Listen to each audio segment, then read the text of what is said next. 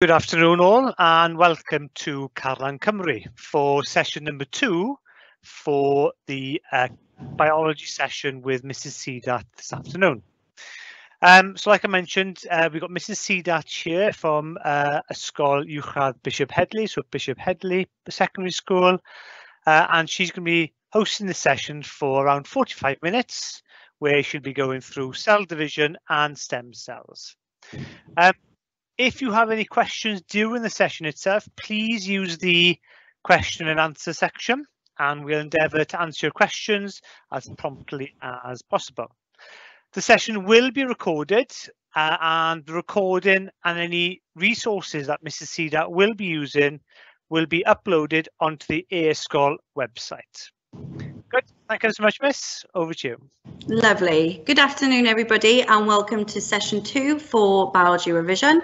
This is for GCSE, and it will be relevant for the triple science and the double science higher and foundation papers. Okay. Today we are looking at topic 2 in biology in year 11, and that is cell division and stem cells. Okay, so let's get started. Right, so in this session then we've got 45 minutes and we're going to cover a number of things. If I don't cover everything, as we said, we're going to put the PowerPoint up on the system, so if there's anything I don't cover or if I have to skip over it quite quickly, then you can always go back to it at a later date. Okay, right, the first we're going to look at today then is what is cell division. We're then going to look at the specific names for the two types of cell division. We're going to look at mitosis and meiosis and why they take place. We're going to look at something called daughter cells. This will become something that will become part of your normal language when you're talking about cell division. And we're going to look at parent cells. Then we're going to look at the outcomes of mitosis and meiosis. And then we will do some past paper questions if we get time. And we will have a look at a little review. Okay, let's get started with the basics. So from year 10, this is something that you should be aware of, and you should be able to name the different parts of a cell.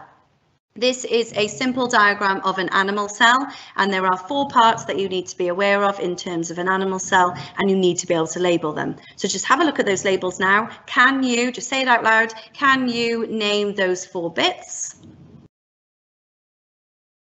Okay, so the organelles then that we are focusing on, we've got A there, which is the main body of the cell, that is the cytoplasm. We have B, which is a very important structure when we go on through this topic and we look at inheritance. So B is the nucleus, and that is where all our DNA is found. C is the cell membrane. Be careful there, it's not a cell wall. Cell walls are found in plant cells. Cell membrane are found in both plant and animal cells. And then D is the mitochondrion or mitochondria, and we're going to be looking at that at a later date. Okay. Right, so why are we focusing on an animal cell? Why do we need to know the structure of an animal cell? Because the animal cell contains chromosomes, and next week we're going to do a whole session about DNA and inheritance, so we need to familiarize ourselves with what that is. So here we've got a normal animal cell. It looks a little bit different to the one that you just saw because obviously it's a 3-dimensional structure. It's not a 2D thing. It's not a big squiggle with a dot in the middle. Okay, it is a 3-dimensional structure, and we can see here that I'm highlighting now, this part here is the nucleus. So as you can see, we've got the nucleus. Now, if we were to look inside the nucleus, we would find these structures. They're called chromosomes. And humans have 46 of them, 46 chromosomes found in pairs. And if we were to take a section of that chromosome, if I was to pull out the end of that chromosome, a bit like a ball of wool, okay, and pull it out, we would see that it's actually made of a chemical deoxyribonucleic acid, or as more commonly we know it as DNA. Okay, so this chromosome is made of this chemical, DNA, and we'll be looking at the structure of DNA in next week's session. Okay, now just a section of that DNA is called a gene. And again, we'll look at genes in more detail next lesson. Okay, so this is the basics of what we would find in the nucleus of our cells. So if we were to take them out of the nucleus and cut them out, we would see that chromosomes can be arranged like this. So we have 23 pairs of them, okay, 46 in total. And the way that you would normally see them is they will be arranged in size, just like this. And you can see that we have 2 of number 1 and 2 of number 2, 2 of number 3, and so on. Now you might be thinking, why? Why do we have 2 chromosomes for each of the chromosome numbers? Well, they're found in pairs because we inherit 1 from our dad and 1 from our mum. Okay, so each of the chromosomes, 1 has come from the sperm cell and 1 has come from the egg cell. So we would have 1 of number 3 from dad and 1 of number 3 from mum. And that will be the same for all chromosomes, as you can see there, and they're numbered 1 down to 22. And then at the bottom there, we have these chromosomes at the end. Now, these are our sex chromosomes. So these will determine our gender. So they will determine whether we are biologically a boy or biologically a girl. Okay, so these ones at the bottom. Right, so let's have a look at those in more detail then. So there are the sex chromosomes that I've highlighted. And as you can see that if you are female, you inherit 2 copies of the X chromosome. So you inherit 1 X chromosome from mum and 1 X chromosome from dad.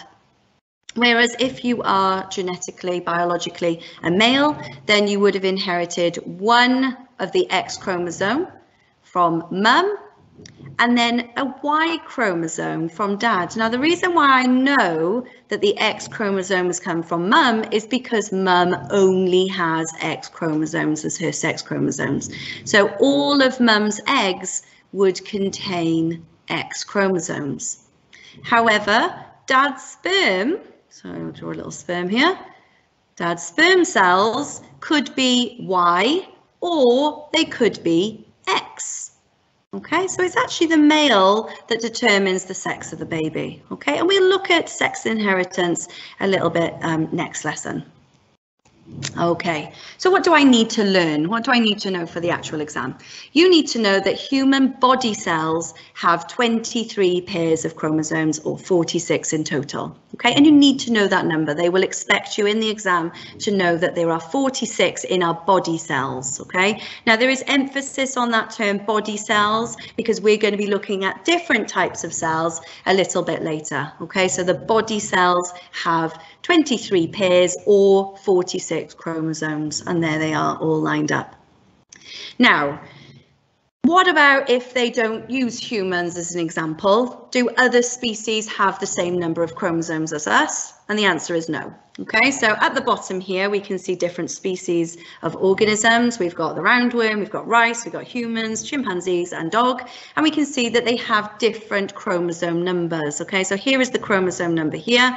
Humans, as we can see, have 46, but not all species have the same number of chromosomes. For example, a chimpanzee has 48 chromosomes, okay, whereas a dog has 78.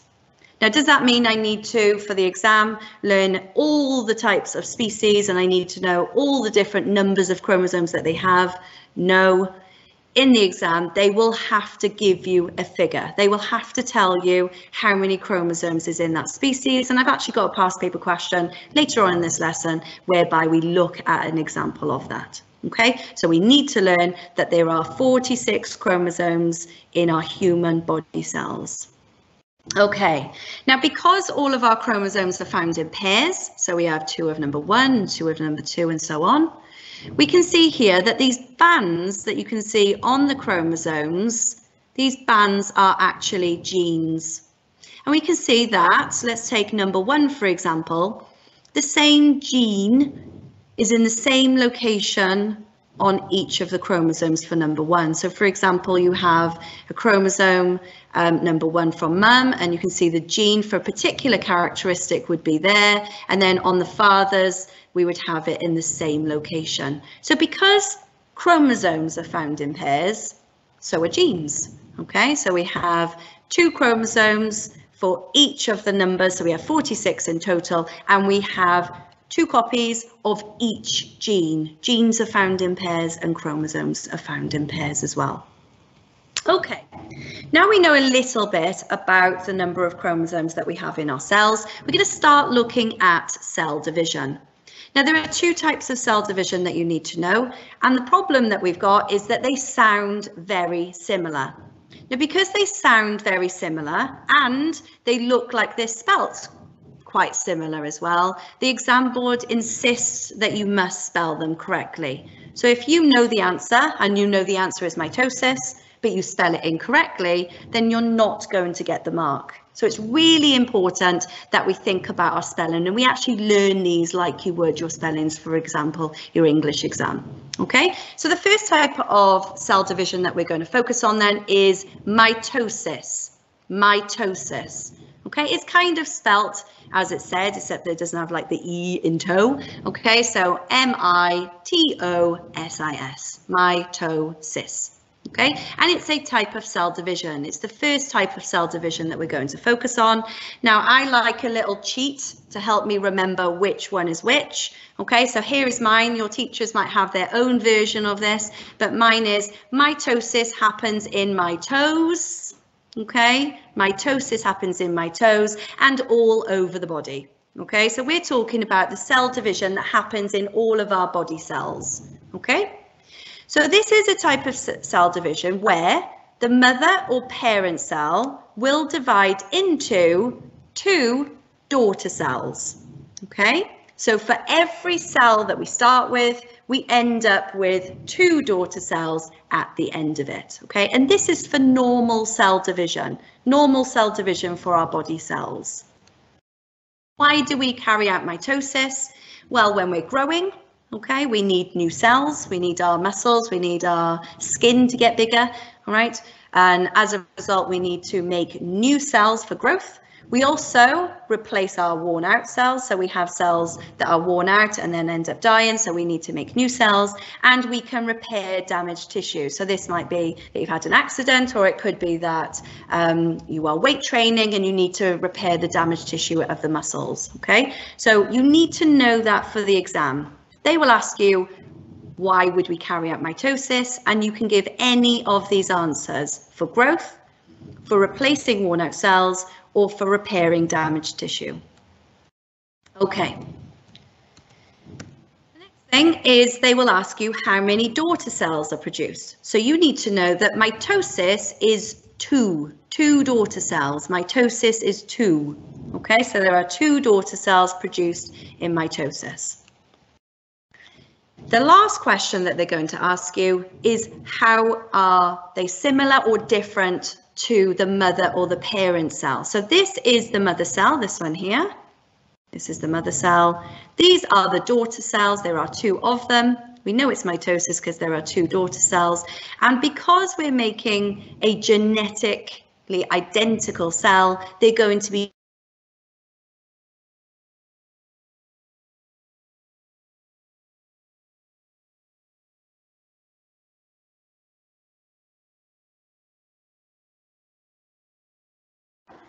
two, 3, 4, 5, 6 chromosomes, and then that means that there must be 6 chromosomes in both the daughter cells. Okay, so this is mitosis.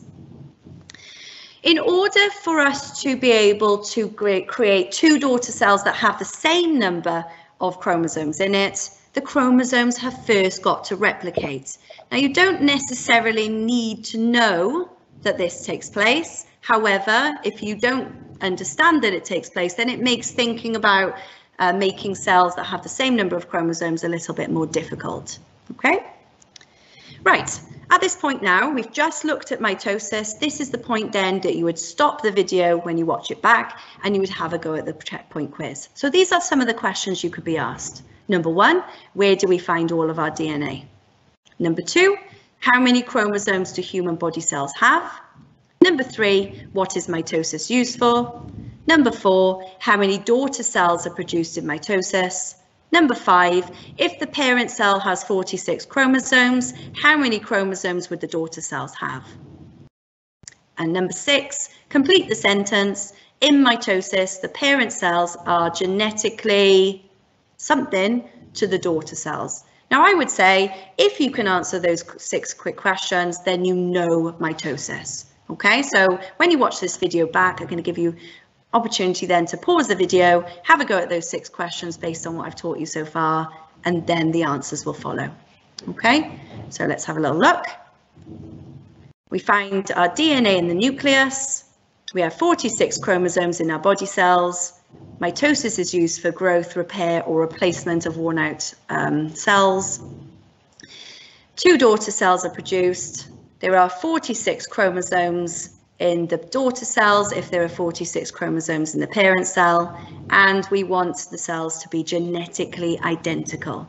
Okay, so that's the first little bit then of mitosis. Okay, again, there is some more quizzes for you to do. Okay, so again, you can go back over these at your own rate and have a go at the answers. Okay, so the PowerPoint will be available to you, and as you work through your revision, you can then have a go at these different cells. Okay, these different quizzes. Okay. Right, the next one then is we're going to look at a different type of cell division. Okay, this type of cell division is all about making something called gametes. Now you might have heard of this before. Gametes are sex cells. Okay, gametes is the scientific name for sex cells. So what we're making is egg cells and sperm cells when we make gametes. Okay, so to make gametes, we need to make sure that we have half the number of chromosomes. Okay, so we need to have half the number of chromosomes in our gametes. Now this is a different type of cell division. This is called meiosis. Now you might want to start thinking about how you're going to remember this, and we like to call it meiosis, meiosis, and that's because it's spelled E-I-O in the middle. So meiosis is meiosis, okay? Or I teach my classes E-I-O like Old MacDonald, okay? E-I-E-I-O. So meiosis, E-I-O. So why do gametes need half the number of chromosomes? Why is it important that they have half the number? Well, when an egg and sperm come together in the process of fertilization, we need that new fertilized egg to have 46 chromosomes.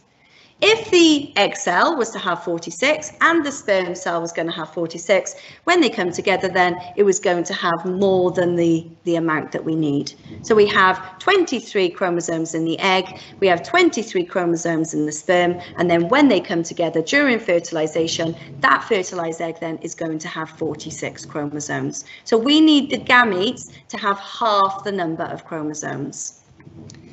Okay. So how am I going to remember where meiosis or meiosis happens? Well, it's got an O in it, so it happens in the ovaries and testes. O for ovaries, meiosis for cell division for gametes. And this is what happens during cell division for meiosis. So here's our parent cell at the top, and we can see our parent cell there is actually duplicating its DNA. That's what we can see happening here. And as it duplicates its DNA, then we can see that we've got 2 new daughter cells. So this bit is very similar to mitosis. It's actually identical to this point here. I'm going to draw a line across it. It's identical to mitosis. So this is where mitosis would end, but this is meiosis. So it needs to undergo a second division. And because it undergoes a second division, that means that we're going to end up with half the number of chromosomes that we started with. Okay, so we can see there are 4 chromosomes in the parent cell. We ended up then with 2 chromosomes then in the daughter cell. So we have half the number that we started with. The difference being that we're going to go through 2 divisions. Okay, so the first division is like mitosis, and we're going to undergo the first division then, and then the second division, we're going to end up then with half the number of chromosomes. So what do I need to know? Well, number 1 is used for making gametes or sex cells. Okay, so gametes is a name that you need to remember. It's the scientific name for sex cells. You also need to know that it produces 4 daughter cells. Okay, there are 4 daughter cells that are produced during meiosis. we need to know that the mother cells are genetically different to the daughter cells, okay? So the mother cells are genetically different to the daughter cells. And we know that because they only have half the number of chromosomes that was in the parent cell in the daughter cell now. So we have half the number of chromosomes. So they're going to be genetically different. Okay. So there it is. There's the comparison. And when I go on to past paper questions now, you'll see that it is clear the difference between the two. What differences can you see first of all?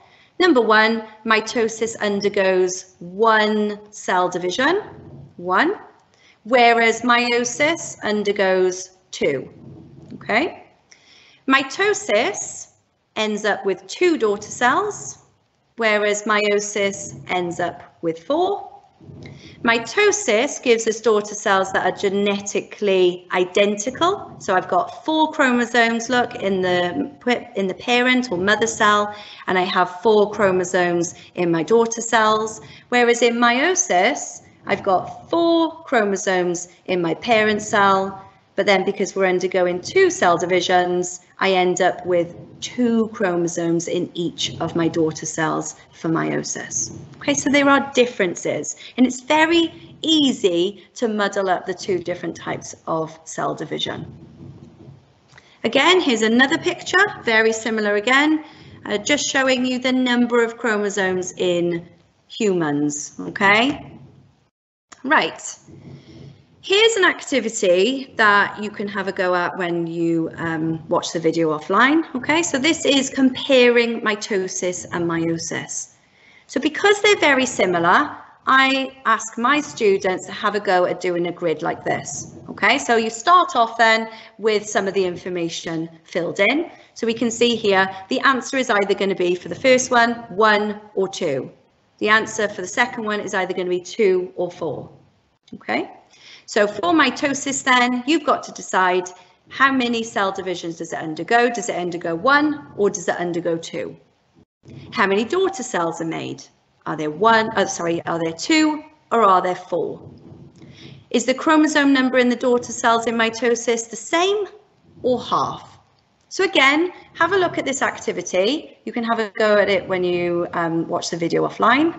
Okay, and then on the next slide then, I've got all the answers. Okay, so have a little think now. I'm going to give you a couple of minutes just to have a little think. Which one is which?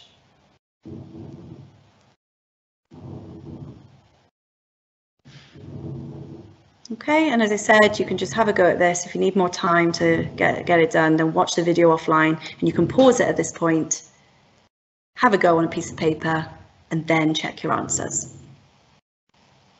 Okay, so let's have a look then. So here are all the answers. There is 1 cell division in mitosis, whereas there is 2 in meiosis. There are 2 daughter cells in mitosis, but 4 in meiosis. We have the same number of we have the same chromosome number in the daughter cells for mitosis, but half in meiosis. The genetic composition then is identical in mitosis, but different in meiosis. And then we use mitosis for growth and repair or replacement, and we use it for making sex cells in meiosis. Okay, and then I've put a blank grid on there, just as the last slide by here, so that you can have another go at that at home. Once you feel more confident, obviously this is what we'd want you to work on. Okay, you should be able to then, when you're comfortable with both mitosis and meiosis, you should be able to go from a blank screen like this and write in all of the characteristics for both types. Okay, we got a second checkpoint quiz then. So these are the questions that you could potentially be asked. Oh, sorry, this is a true or false, sorry. Okay. Okay, so we've got another true or false there. And then we're going to have a look at some past paper questions. Now I can see my animation hasn't quite worked there, and one of the answers has actually come up before I started. So it says complete the table below, complete the table below about cell division in human cells by writing on the dotted lines. Now this is human cells, okay, so because it's human cells, they are expecting you to know about the 46 chromosomes, okay. So it tells you the type of cell division. So as long as you've learnt the differences between the 2 types, then you should be able to give this question a really good go. Okay, so the first one then is number of chromosomes in the cell. Okay, so it's no surprise here, accidentally come up, look on my animation already. Okay, because it's mitosis, if I've got 46 chromosomes in my original cell, I'm going to have 46 chromosomes in my daughter cells. Okay, I know it's mitosis, even if they didn't tell me, because it's got 2 daughter cells and not 4. Meiosis then, we're starting with the same number of chromosomes for 46. Okay, but this time, remember, we're undergoing 2 divisions, so we're going to end up with half the number. Okay, so this time, instead of it being 46 chromosomes, we're going half of that number, so we've got 23 in all of the daughter cells. So remember, these are gametes. So these are, if we're in a woman, egg cells, or if we're in a man, sperm cells. Let's go further down then. This is a 4-mark question. First mark then is for both of these sections correct, so as long as you had 46 and 46 in this one, and then 23 in all the daughter cells for meiosis, that's 2 marks. The next question then is the function. Now the word function means its job. Why do we undergo that type of division? So we know that meiosis is to create gametes or sex cells, okay, whereas mitosis is for any of these: growth, replacement of worn out cells, or repair damage and tissue. The last one then, genes in new cells. Mitosis, we get identical genes. In meiosis, we have different genes. Okay, we have half the number, don't we? Okay, so they're not genetically identical, they are genetically different. Okay, I'll skip this one a minute because we haven't done stem cells yet. Right. The next question then is very similar. So you can see just from looking at the picture, I know that this is mitosis. I know this is mitosis because one parent cell is giving rise to 2 daughter cells, okay? And because there's 2 daughter cells, that tells me it must be mitosis. I didn't have to work that out though, because it tells me in the question. Okay, the diagram below shows a human cell dividing by mitosis to form 2 new cells. Okay, and we can see here we've got 46 chromosomes in the parent cell, and it says for the first one, complete the diagram above by writing the number of chromosomes in each of the 2 new cells. Okay, so we've got 46 chromosomes in the parent cell, so that means because it's mitosis, there must be 46 chromosomes in the daughter cells as well, because they're genetically identical. Okay, question 2 then, mitosis enables organisms to grow. So they've given you growth, state one other. Now look carefully, one is in bold, so they want one answer, other is in italics because you're not allowed to use growth. So if I'd said growth down here, I'm not going to get the mark because it says one other function, which means I must write replace worn out cells or repair damaged tissue, and that was 1 mark. The next question is up here then, complete the table which compares mitosis and meiosis. So there are 2 new cells from each division in mitosis, whereas there are 4 in meiosis. The genes in new cells then compared to the original cell, instead of it being genetically different, we are now genetically identical or the same. Okay, can you start to see a pattern with these types of questions? Okay, once you get an idea, once you've got it sorted out and you know which one's mitosis and which one's meiosis, then it's really easy to start thinking about the types of questions they're going to ask you. The last question then, what is the scientific term for sex cells? Okay, so sex cells, egg and sperm, you need to know this name. Okay, they are called gametes. Okay, so gametes are our sex cells. Okay, here is another question. You can see they're using humans again. We know they're humans because there are 46 chromosomes, okay? It says there are 2 different types of cell division. So this time, look, they haven't told you which one's which. But it doesn't matter that they haven't told you which one's which, sorry, because you know from the number of daughter cells. B has 2 daughter cells, A has 4 daughter cells. We're looking down at the bottom. So because B has 2 daughter cells, this is mitosis, whereas A must be meiosis because it has 4 daughter cells. Okay, so that's the thinking behind before you even start the question. So then you start having to put in the number of chromosomes. Okay, so remember in part A, we duplicate the number of chromosomes first, and then we go undergo the first division. And because we do that, then it's going to be 46 and 46. This is just like mitosis in the first stage. In the second stage, then we undergo our second division, which means that we're going to have 23 chromosomes in each of those. Okay, half the number. B then, we're talking about mitosis. We're making cells that are genetically identical. So that means that all the chromosomes are going to be the same. Okay, so here are the questions that followed. Sorry. It says, name the type of cell division shown in diagram A. So that was meiosis. Look back. It's meiosis. I know it's meiosis because it has half the number of chromosomes plus there are 4 daughter cells. So because there are 4 daughter cells, it must be meiosis. Question part B then, we've already just done. Then it says the cells drawn in stage 3 develop into specialized cells. What name is given to these cells? Okay, so specialized means that they've become a specific type of cell. So we have our normal bog standard animal cells that we saw right on the beginning of this lesson, and then we have specialized cells like red blood cells and like muscle cells. Okay, so we have cells that are specialized. These specialized cells are called gametes. Okay, because it's meiosis, we are making sex cells. So look at the mark scheme there. You were allowed to say gametes or sex cells or sperm cells if it was a man or egg cells if it was a woman. Then it says, complete the sentence below by placing a circle around the correct word. So all the cells in stage 3 are genetically, and then if we think back, let me go back to the question. It's meiosis. We've got 23 chromosomes in the cells. So if we think about it, all the cells in stage 3 are going to be genetically different, okay, because they've only got half the number of chromosomes. Name one process during which the type of cell division shown in diagram B would occur. So one process. They're not saying name the cell division. That's a common mistake that students make. They want to say mitosis for this question. They are saying, when would we carry it out? So what is the process that we undergo? So we would say growth or repair or replacement. One of those should say replacement. Sorry, this one here should say replacement. Okay, so once you get the idea, all the questions follow the same sort of format.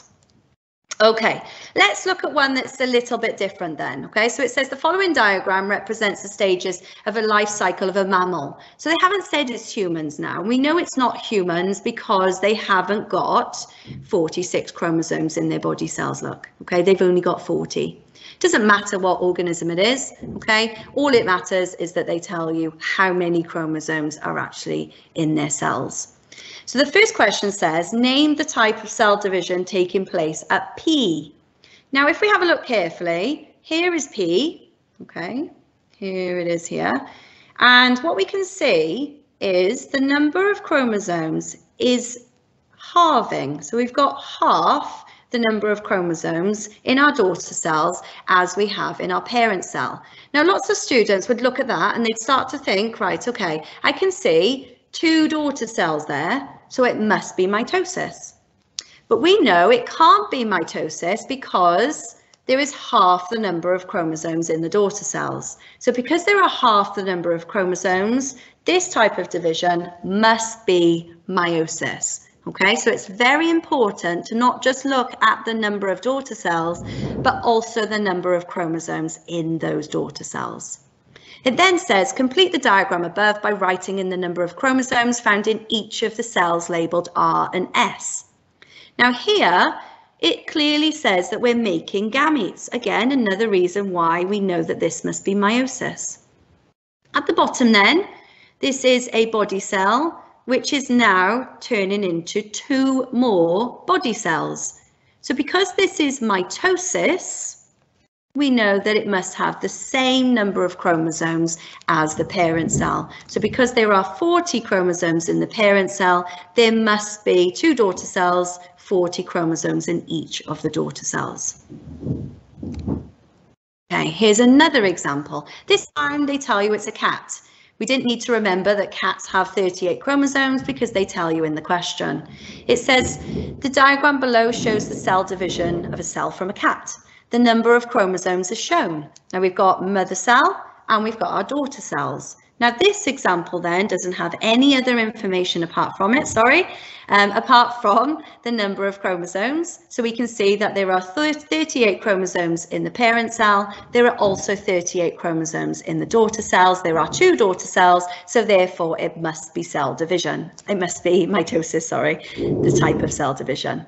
Okay, but this time they want you to give a reason. So you get 1 mark for saying mitosis, and then the second mark then is why. Why have you picked mitosis? So you could say either of these.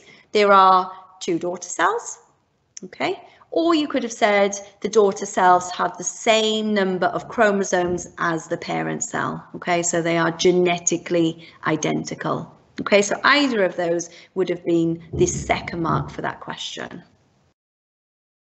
Okay, so here is another example. So the table shows the number of chromosomes in the cells of pigeons and humans before and after dividing by meiosis. So this is meiosis now. So we need to recall what meiosis is. So meiosis is making sex cells, meiosis is making egg and sperm cells. So that means we want the sex cells to have half the number of chromosomes. So in humans, we're happy with this one because we've done it so many times now. In the cell before meiosis, we have 46, which means that we have 23, half the number in our sex cells. But for the pigeon, they've given you the number of chromosomes in the sex cells. So because we know this is half the amount of the original, we take the 40 and we have to multiply it by 2 to give us the number of chromosomes in the original cell. And you can always go back and check then, if this is 46, this is 23, half of that amount. And if this is 80, that has to be 40. Okay, state how many sex cells would be produced by one cell by meiosis and give the scientific term for these sex cells. Okay, so it's asking for how many daughter cells, how many cells will be produced in meiosis. We know that there are 4. And we call those sex cells gametes. Okay, so 4 sex cells would give you the first mark, and then the second mark then would come from the word gametes. Okay, so there are other quizzes in this PowerPoint, and I will allow you to do that then at home. Okay, there are lots of true and false quizzes, mitosis, meiosis, just so you can really get to grips with the difference between the two. Okay, that's where we want to start. That table that we filled in, that's where we need your revision to be, okay, before you attempt any of the past paper questions. Okay, the last thing that I'm going to cover then is stem cells. And in humans, we have 2 types of stem cells. We have embryonic M cells. So these are stem cells found in an embryo. An embryo is after fertilization, and an embryo will then eventually turn into a baby.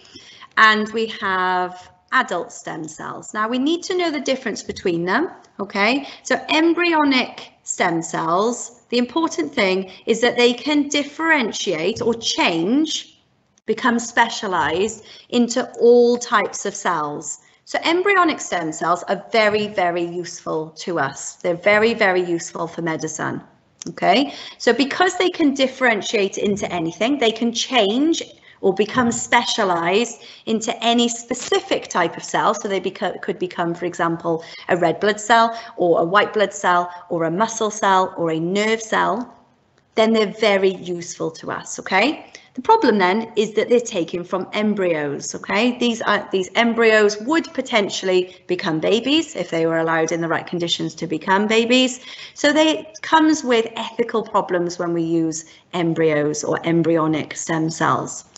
Adult stem cells, however, are a little bit limited. They can only differentiate or become specialized into certain types of cells, for example, blood cells.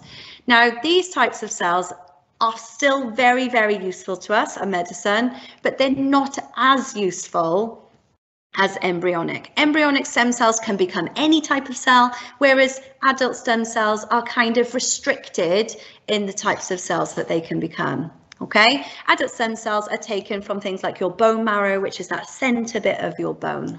Okay, So here are our stem cells, okay, and you need to know the definition of what a stem cell is. Okay, so I've taken this one directly from the WJC. So stem cells are undifferentiated. Now it's a long word, okay, it means they have not become specialized yet.